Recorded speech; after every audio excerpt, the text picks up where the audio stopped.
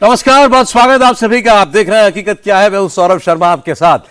दिवाली में जब आतिशबाजी का शोर होगा तो फिर आप सोशल मीडिया पर अलग अलग किस्म के टॉपिक ट्रेंड करते हुए देखेंगे। दिवाली में जब पटाखे छूटेंगे तो एक पूरा का पूरा इकोसिस्टम खड़ा हो जाएगा और शोर मचाएगा। आखिरकार हिंदुओं के त्योहारों पर ऐसा क्यों हमला होता है?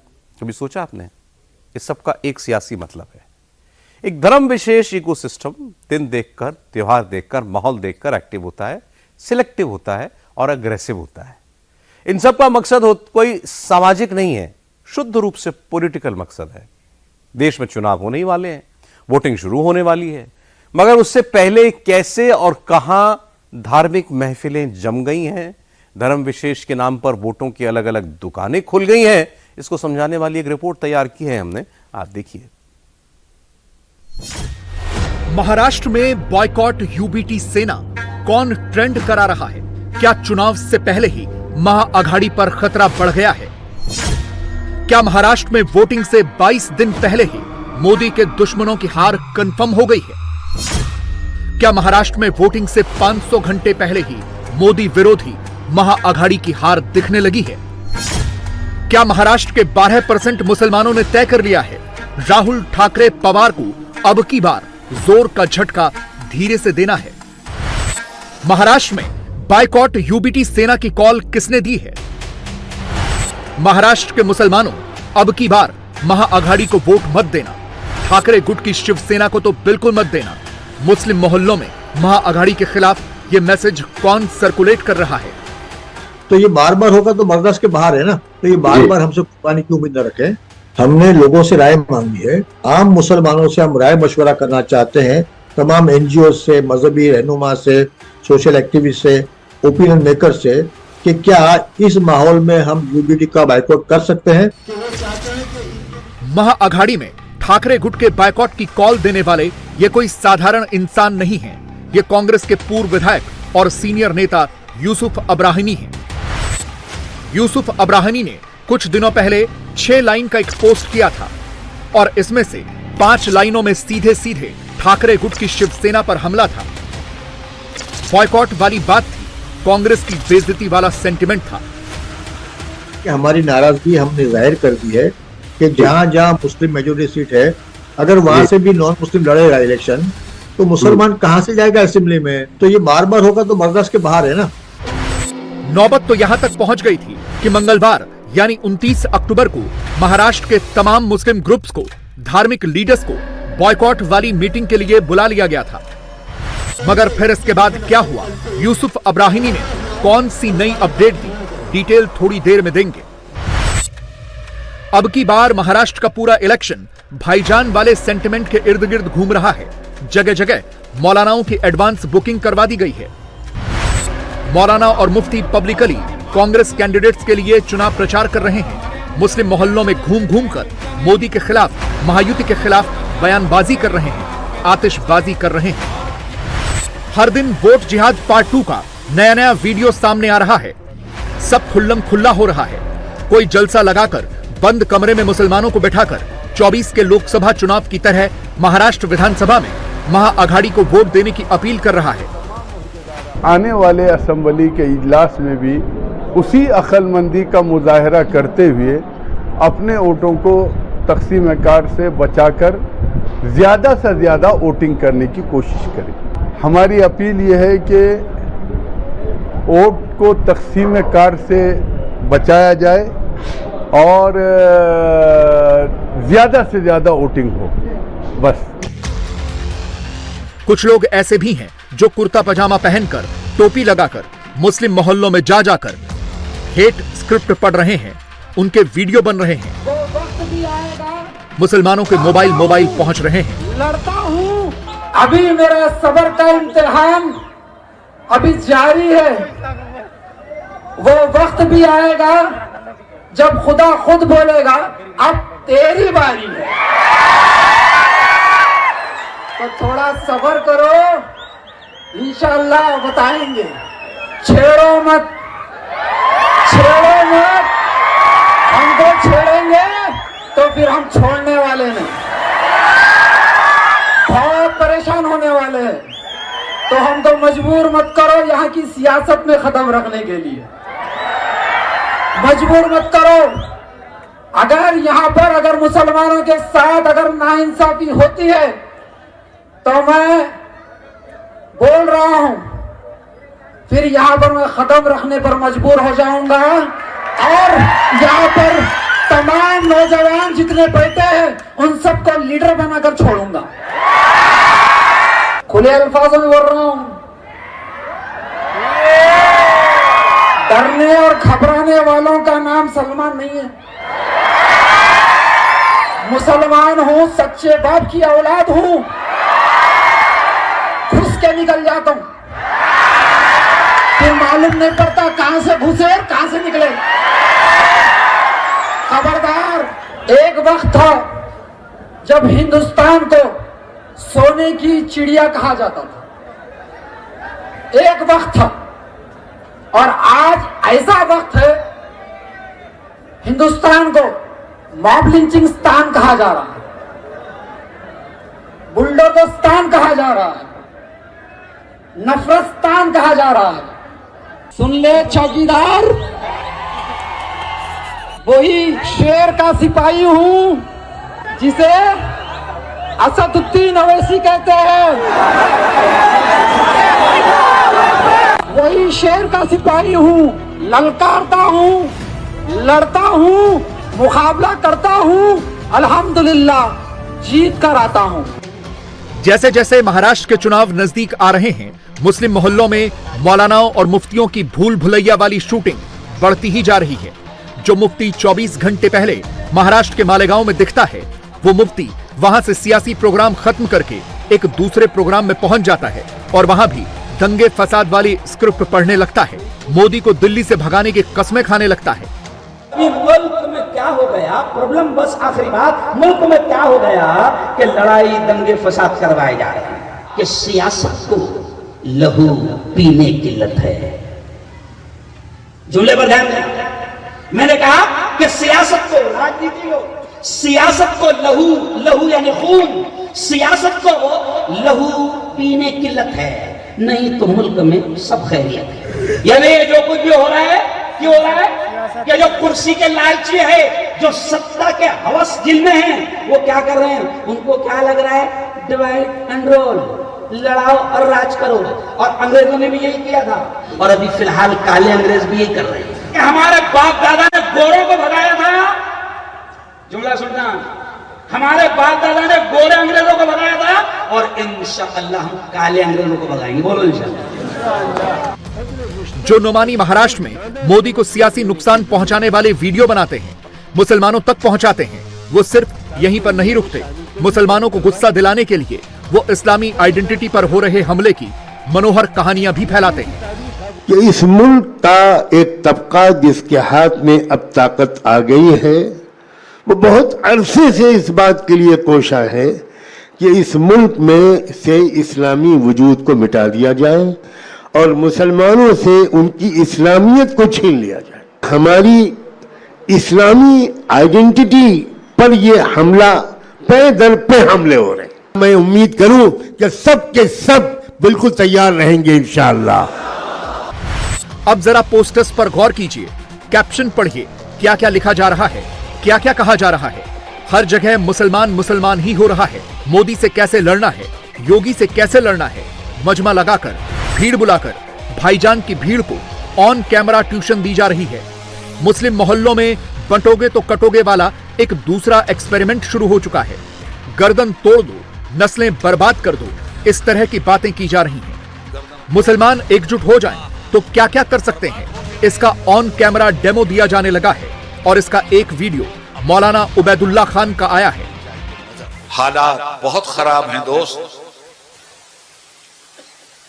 अगर मरना ही है तो मुसलमान होके मरो, घर तोड़वा के नहीं, गर्दन तोड़ के मरो, बर्बाद होके नहीं, नस्लें भी बर्बाद करो। हमको अपने हालात पर डालनी चाहिए नजर। हर दरवाजा खटखटाया, और 1947 से लेकर आज तक रो रहे हो कि हमें इंसाफ नहीं मिला, और सच्चाई है कि तुम्हें इंसाफ नहीं मिला। हर पार्टी आई, किसी ने तुम्हें इंसाफ नहीं दिया। हर पार्टी के एमपी आए, किसी ने तुम्हें इंसाफ नहीं दिया। हर पार्टी का चीफ मिनिस्टर आया, किसी ने तुम्हें इंसाफ नहीं दिया। सबके जूते तुमने उठाए, सबकी चमचागिरी तुमने की, सबकी दलाली तुमने की, सबके लिए झूठ तुम बोले, सबके लिए एक दूसरे के खिलाफ चुगलखोरी तुमने किया, सबके लिए जेल तुम गए, सबके लिए लाठियां तुमने खाई। तुम्हें कौन सा गुलाब का फूल इन्होंने दे दिया? तुम्हारी नस्लों को बर्बाद किया इन्होंने। मुसलमान एक प्लेटफॉर्म पे आया था। शाहबानो केस में मुसलमानों ने अपनी कौम के मसाइल को गवर्नमेंट से मनवाने के लिए अपनी एकता दिखलाई थी पूरे मुल्क में, और 1986 में इसी पार्लियामेंट के जरिए हमने पार्लियामेंट सुप्रीम कोर्ट की फुल बेंच के फैसले को लात मरवा दिया था और मुस्लिम पर्सन लॉ को पार्लियामेंट में बहाल करके दिखला दिया।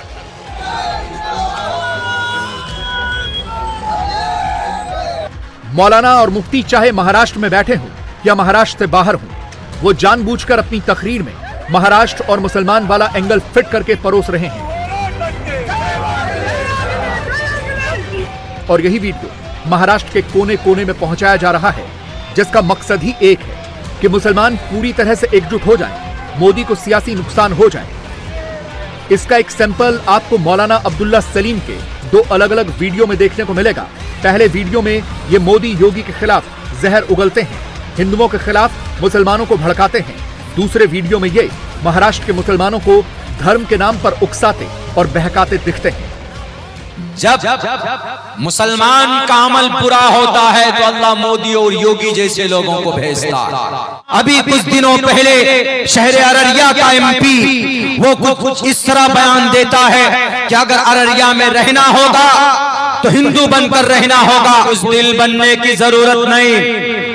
जो लोग उग्र हैं, जो लोग माहौल को खराब करते, उनसे अमन की गुजारिश, और जो लोग बोलकर माहौल खराब करते, लगाओ गिरिराज सिंह के हाथ में हथकड़ी।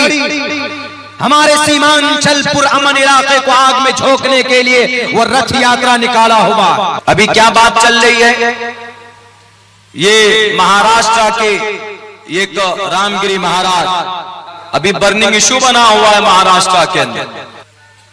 अगर मैं मंच से कुछ बोल दूं, कोई टोपीदारी वाला एक दो बात इधर उधर की बोल दे तो फौरन जेल हुआ है।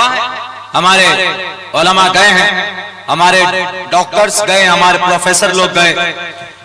वो रामगिरी महाराज ने इतना बड़ा भाषण दिया तो सीएम क्या कहता है, सीएम महाराष्ट्र का, वहां का सीएम ये कहता है। जो लोग सोशल मीडिया में देखे होंगे उनको तो पता है, जो लोग सोशल मीडिया आप लोग नहीं है तो आप लोगों को बता रहा हूं। उन्होंने ये कहा, सीएम ने ये कहा कि हमारे धर्म गुरु को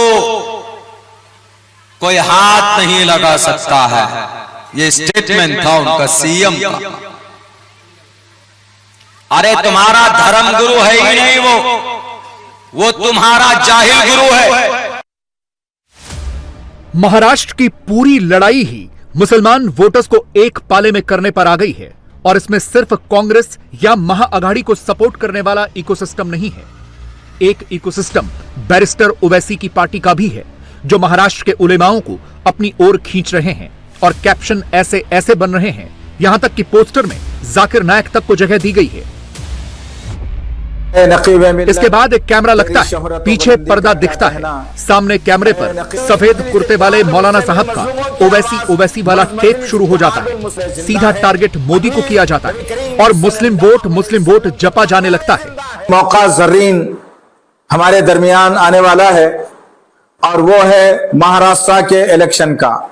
हमारी लड़ाई वोट के जरिए से लड़ी जा सकती है, हमारी आवाज ऐवानों तक वोट के जरिए से पहुंचाई जा सकती है। अब मौका आ रहा है वोट के देने का, मौका आ रहा है जालिमों का पसपा करने का, मौका आ रहा है मॉब लिंचिंग को बंद करने का, मौका आ रहा है औकाफी जायदादों को बचाने का, मौका आ रहा है एक हर दिल अजीज कायद बैरिस्टर असदुद्दीन ओवैसी की ताकत को बचाने और बढ़ाने का।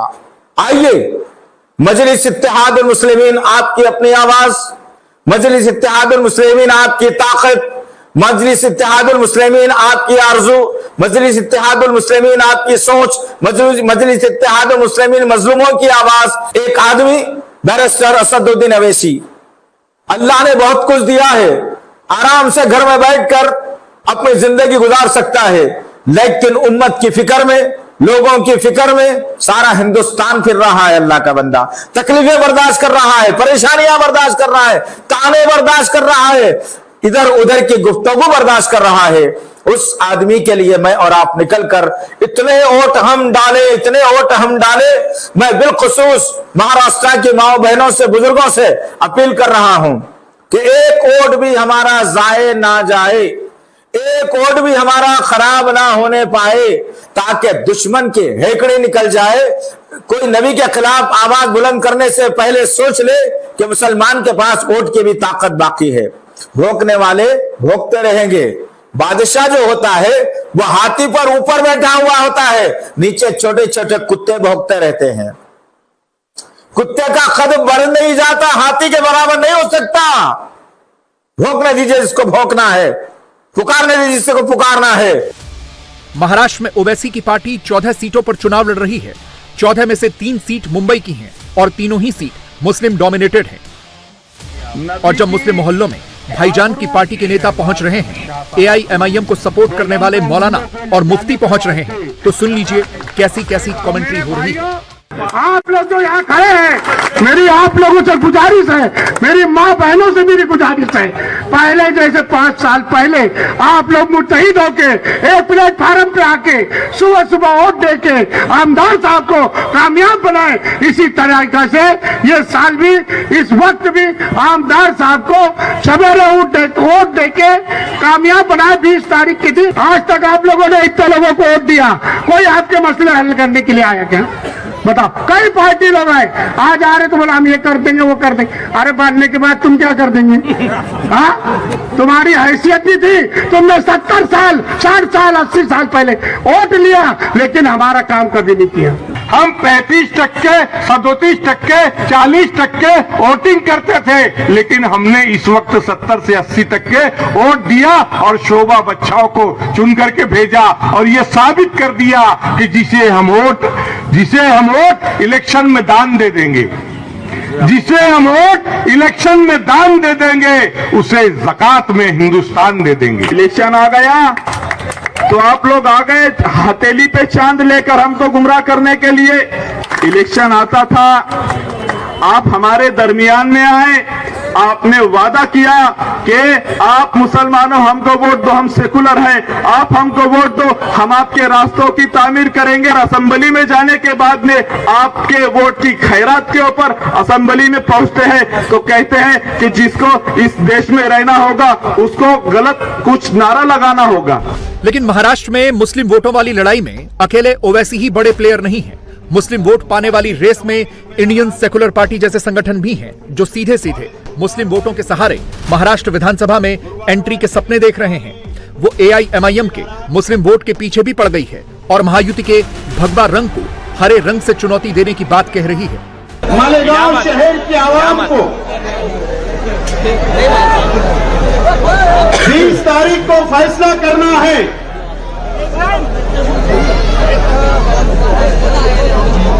कि आइंदा 5 साल के लिए इस शहर का MLA कौन होगा, शहर का नुमाइंदा कौन होगा। इस बात का फैसला मालेगांव शहर की आवाम को करना है। मुफ्ती इस्माइल साहब ने जो झूठ की दुकान खोल कर रखी है, हरा कलर है ना, ये मेरा जो झंडा हरा कलर का है ना, ये मेरी पार्टी का पूरा नाम आपको पता है, उसका शॉर्ट नाम क्या था वो भी आपको पता है। लेकिन अगर आप लोगों ने मुझे असेंबली के अंदर भेजा, नौजवानों ने, इस शहर की आवाम ने, तो आज आपसे यकीन दिलाता हूं, आप लोगों को ऐलान करता हूं इस बात का कि ये हरा झंडा असेंबली के अंदर लेकर जाऊंगा। मैं हरा झंडा लेकर जाऊंगा। और ये लड़ाई मेरी इनसे नहीं है,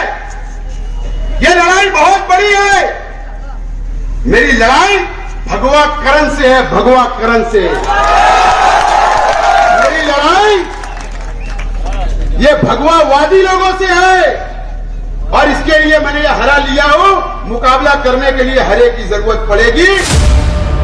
महाराष्ट्र में मुस्लिम डोमिनेटेड पार्टियां दूसरी मुस्लिम डोमिनेटेड पार्टियों के वोट बांट रही हैं, तो दूसरी तरफ महाआघाड़ी का खेमा भी इसी मुस्लिम वोट की ताक में है। महाराष्ट्र में 15 सीटें ऐसी हैं जहां मुस्लिम आबादी 30% से ज्यादा है। 2019 के विधानसभा चुनाव में इन 15 सीटों में से कांग्रेस और शिवसेना ने 4-4 सीटें जीती थी। बीजेपी ने 3 सीट जीती थी। समाजवादी पार्टी ने 2, एनसीपी और एआईएमआईएम ने 1-1 सीट जीती थी। महाराष्ट्र में टोटल 38 सीटें ऐसी हैं जहां मुस्लिम आबादी 20% से ज्यादा है। इसमें से 9 सीटें ऐसी भी हैं जहां मुसलमानों की आबादी 40% से ज्यादा है। इसीलिए हर किसी की नजर मुस्लिम वोट बैंक पर है और महाआघाड़ी की सबसे बड़ी पार्टी कांग्रेस के कैंडिडेट्स के लिए मौलानाओं और मुफ्तियों की टोली ने मोर्चा संभाल रखा है। वोटिंग से पहले ही जबरदस्त सियासी आतिशबाजी हो रही है। कहीं के वीडियो को कहीं का बताकर उसे सीधे महाराष्ट्र की चुनावी थाली में भी परोसा जा रहा है। हर जगह निशाना मोदी पर ही लग रहा है। अयोध्या में योगी आदित्यनाथ ने सिर्फ दीप नहीं जलाए, बल्कि एक सीधा मैसेज दिया। अयोध्या में एक सिर्फ वर्ल्ड रिकॉर्ड नहीं बना, योगी ने आज ऑन रिकॉर्ड एक बात की।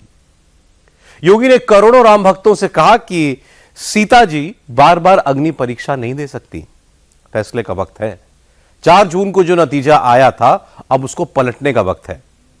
अयोध्या की तस्वीरों से अयोध्या के मैसेज को ठीक से आप समझना चाहते हैं तो ये रिपोर्ट देखिए।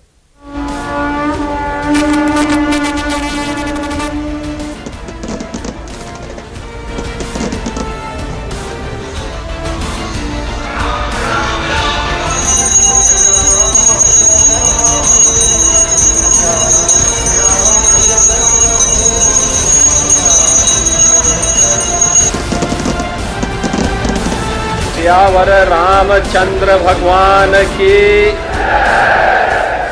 नमः पार्वती पतिये हर हर। 80% हिंदुओं के मन में क्या है? जवाब ये है।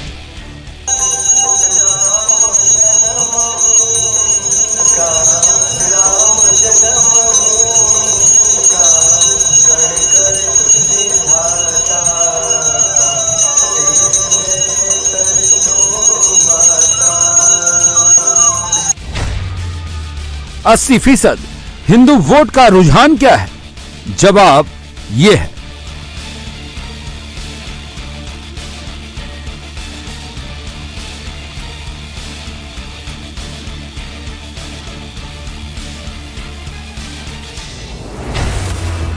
अस्सी फीसद हिंदू वोट क्या बिखर गया है? जवाब ये है।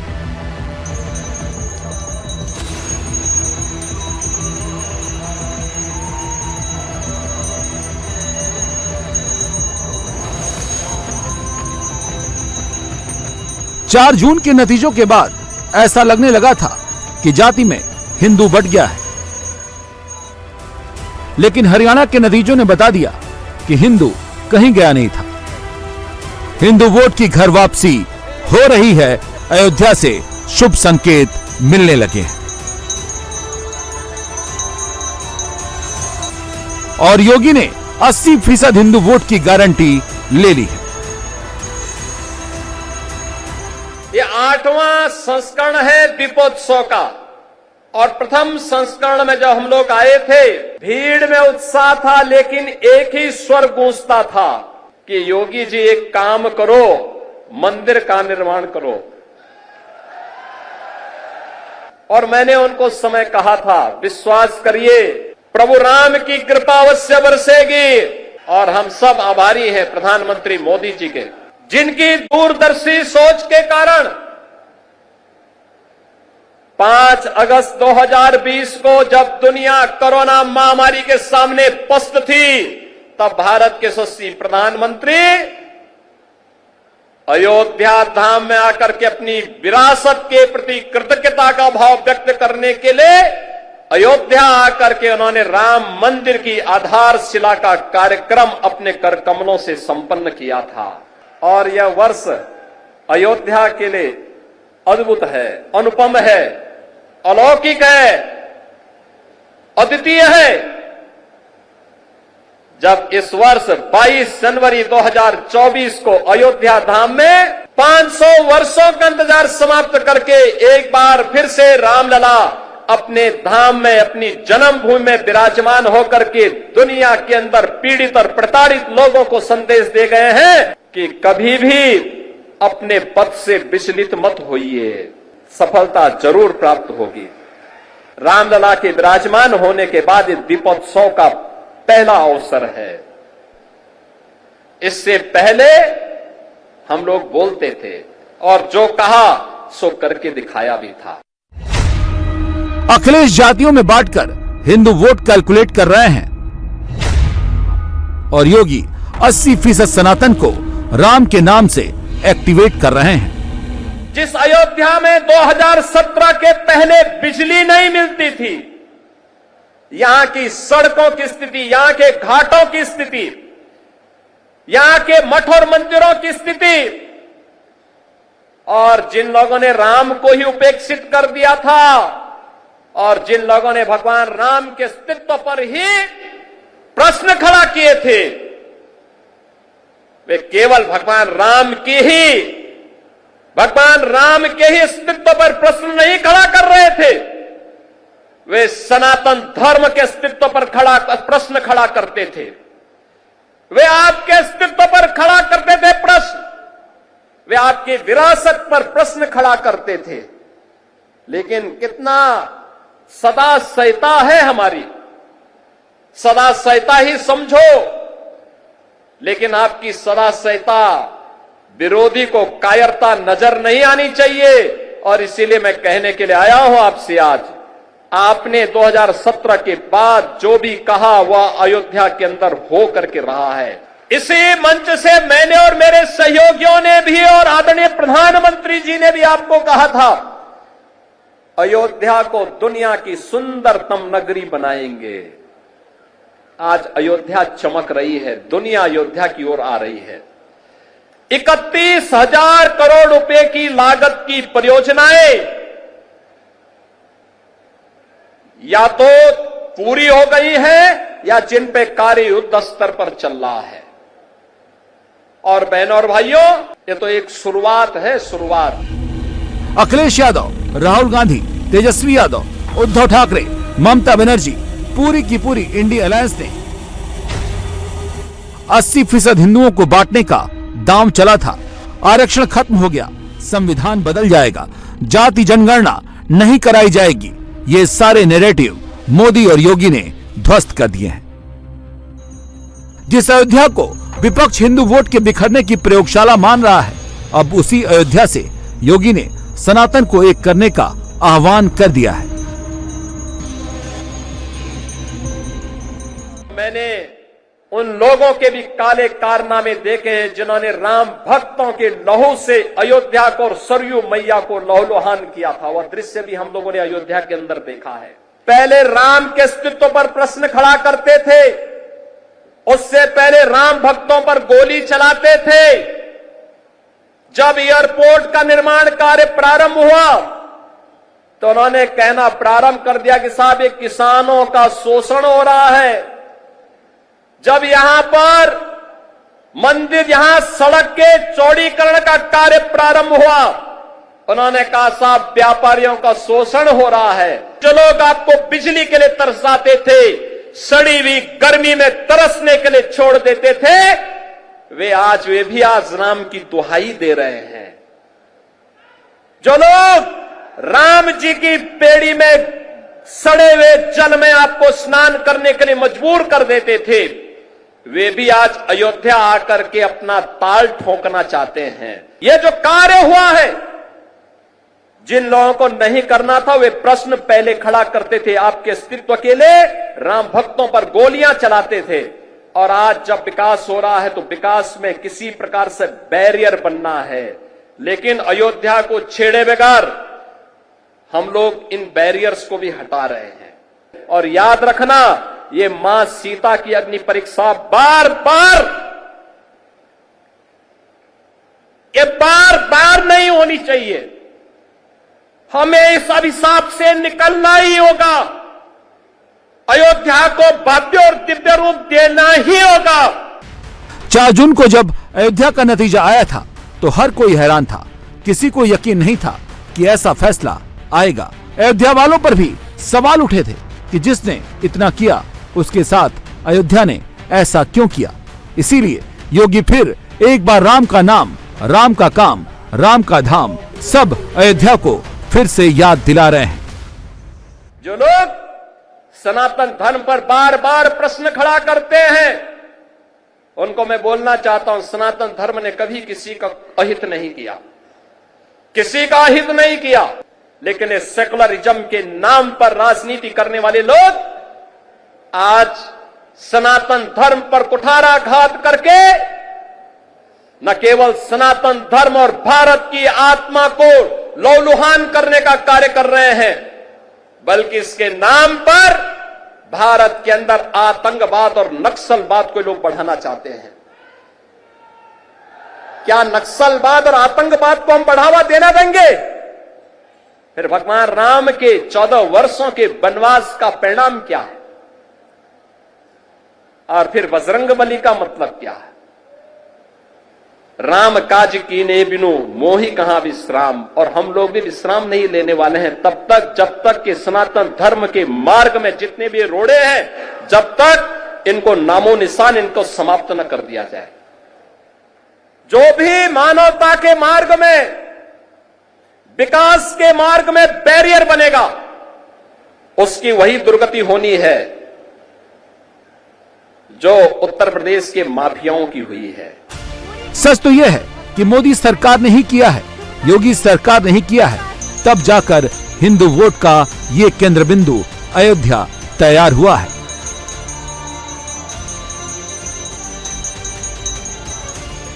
पांच 500 साल बाद अयोध्या में ऐसी दिवाली पहली बार मनाई जा रही है। रामलला अपने दरबार में हैं, अपने सिंहासन पर विराजमान है। दिव्य भव्य अयोध्या नजर आ रही है, झूम रही है, गा रही है, दिवाली मनाई जा रही है।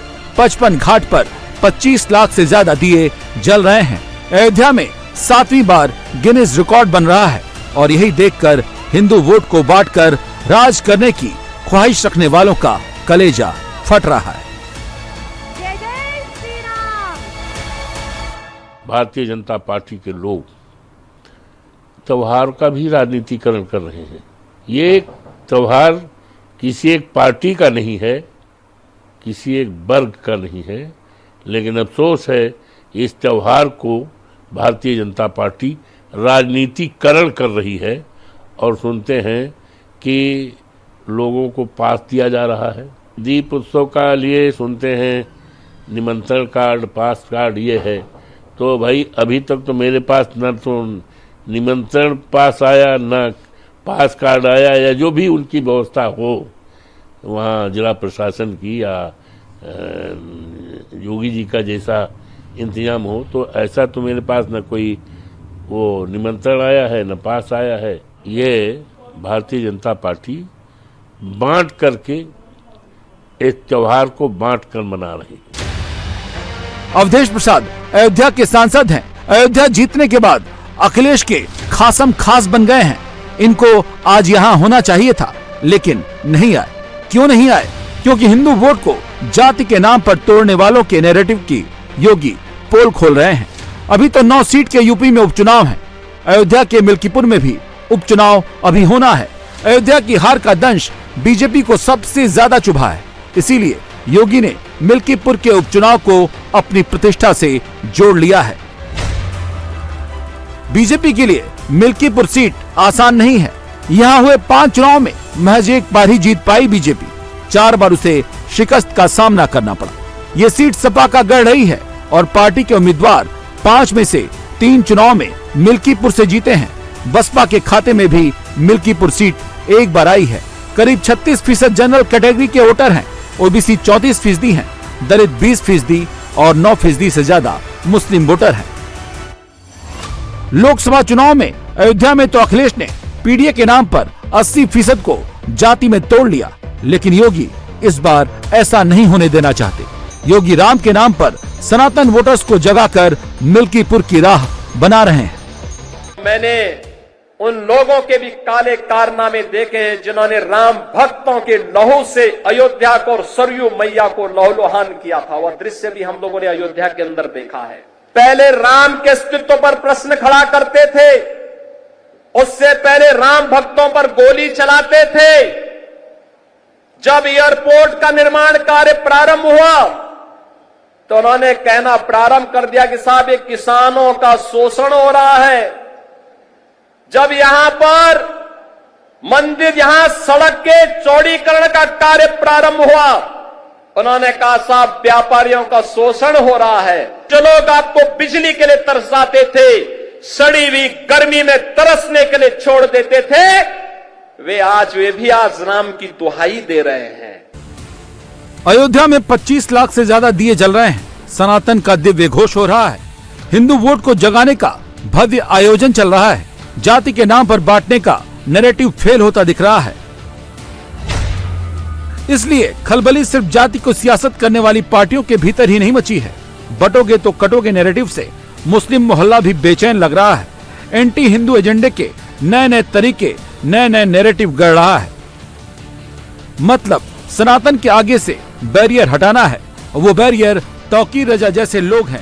ये बात हम क्यों कह रहे हैं? बस इसी से समझ लीजिए, दिवाली में दिए जल गए लेकिन पटाखे जलने अभी शुरू नहीं हुए थे, तौकीर रजा जैसे लोगों के दिल जलने लगे।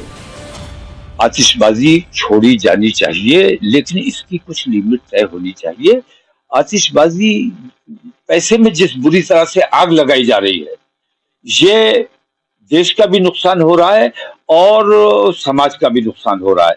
और वो तमाम लोग जो इसको बढ़ावा देने की कोशिश कर रहे हैं, मैं ये समझता हूं कि वो संजीदगी से अपने समाज के बारे में, अपने देश के बारे में नहीं सोचते हैं। उन्हें सोचना चाहिए कि देश में देश का भी नुकसान हो रहा है, समाज का भी नुकसान हो रहा है, लोगों के पैसे में आग लग रही, देश के पैसे में आग लग रही है।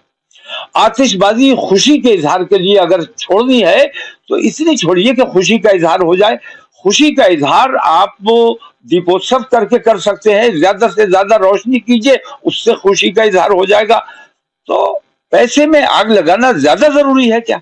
इससे समाज का कल्याण हो रहा है या देश का कल्याण हो? अगर हम भी आतिशबाजी छोड़ रहे होते तो ये आतिशबाजी भी अभी तक तो पाबंदी लग गई होती कि जो आतिशबाजी छोड़ेगा वो उसके ऊपर मुकदमा कायम किया जाएगा।